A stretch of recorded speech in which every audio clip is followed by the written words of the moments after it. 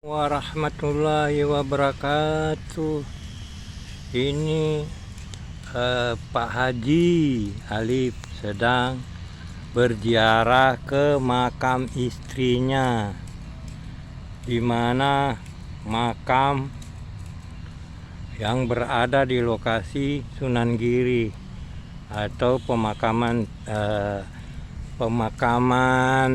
hutan kayu juga disebut, di mana luasnya adalah sekitar 6,6 kurang lebih hektar, yang galiannya atau pemakamannya sebanyak 33.000, belum termasuk yang tumpangan-tumpangan. Yang tumpangan itu adalah sampai dengan satu lubang itu masih terisi 5 mayat, saudara-saudara, guys. Dan selanjutnya adalah karena perawatan makam ini begitu dijaga atau ada petugas-petugas dari kebersihan DKI, maka makam-makam sekarang ini terawat dengan apik dan begitu terang benderang. Pada waktu malam terlihat karena sudah dipasangin lampu, maka berziarah pada waktu malam juga tidak mengerikan. Akan tetapi di sini juga sering ada penggalian untuk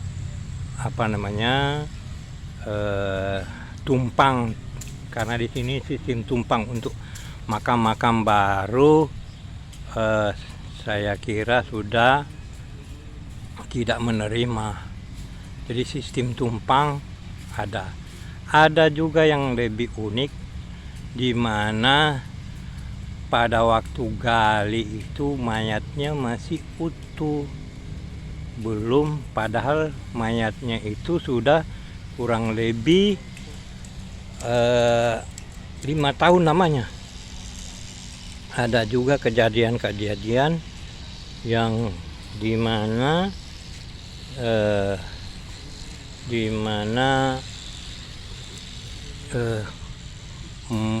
si almarhum itu mimpiin ke anaknya, karena ternyata tali pocong itu kelupaan untuk di tali pengikat mayat itu kelupaan untuk dibuka pada waktu dibaringin di liang lahat.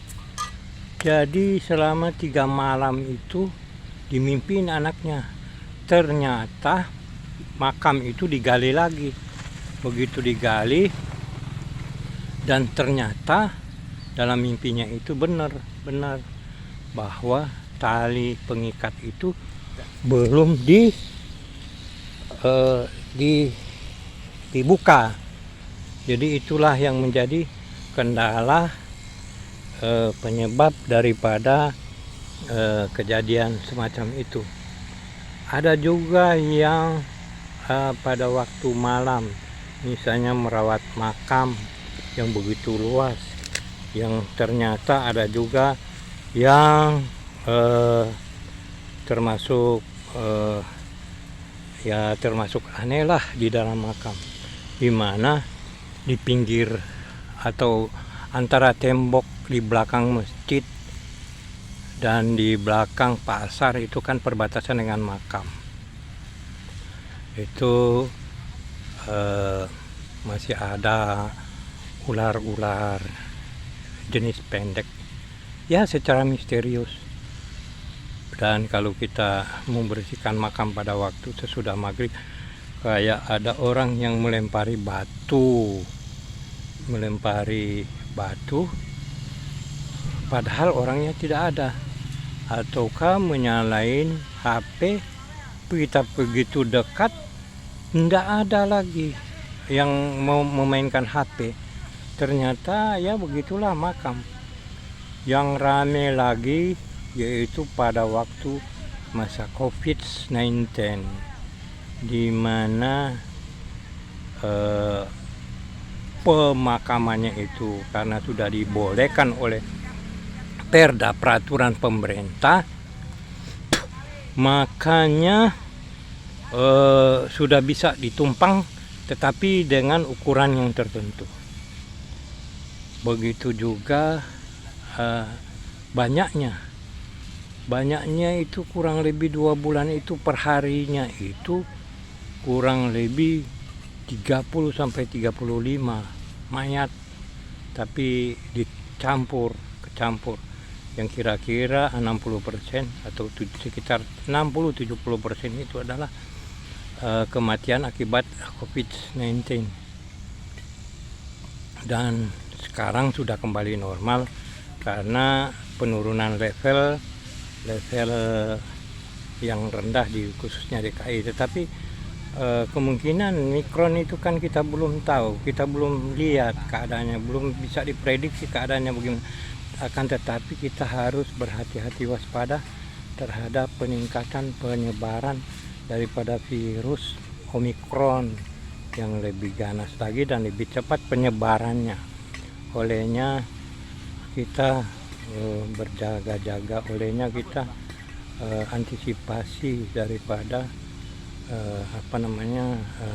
penyebaran. Dengan sendirinya kita harus menjaga protokoler kesehatan yang ternyata begitu saya lewat di kelurahan Hutan Kayu, kelurahan Cempaka Kayu Putih, di mana penjagaan walaupun tiap minggu ada penjagaan dari Satpol PP atau yang berkompeten dengan COVID-19 di kelurahan itu, secara rutin saya bisa lihatlah ada kegiatannya untuk menjaga supaya penyebaran daripada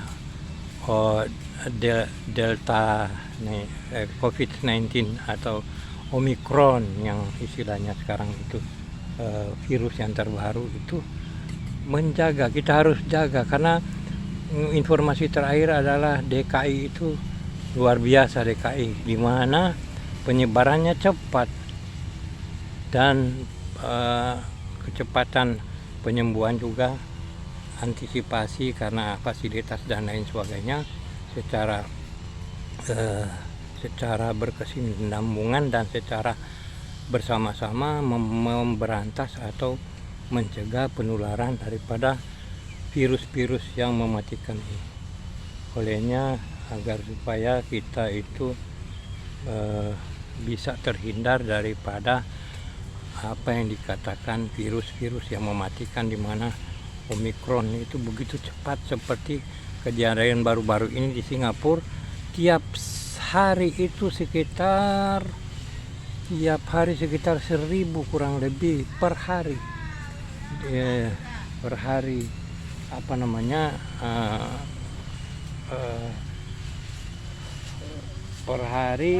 penjangkitan daripada virus-virus ini.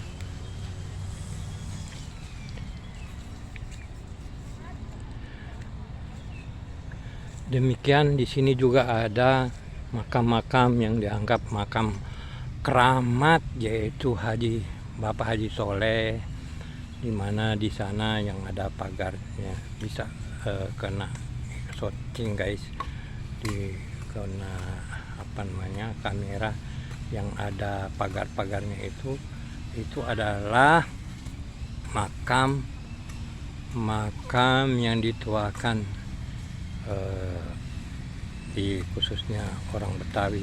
Ini semacam ya istilahnya keramat, karena mumpuni atau mempelajari ilmu agama Islam secara detail dan dituakan, ditokohkan oleh orang-orang Betawi yang dianggap sebagai makam keramat.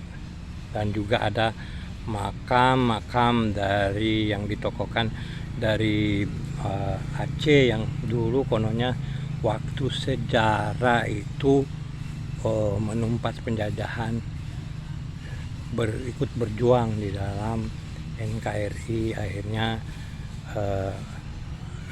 terbitlah surat daripada Pemda yang mana makamnya itu diistimewakan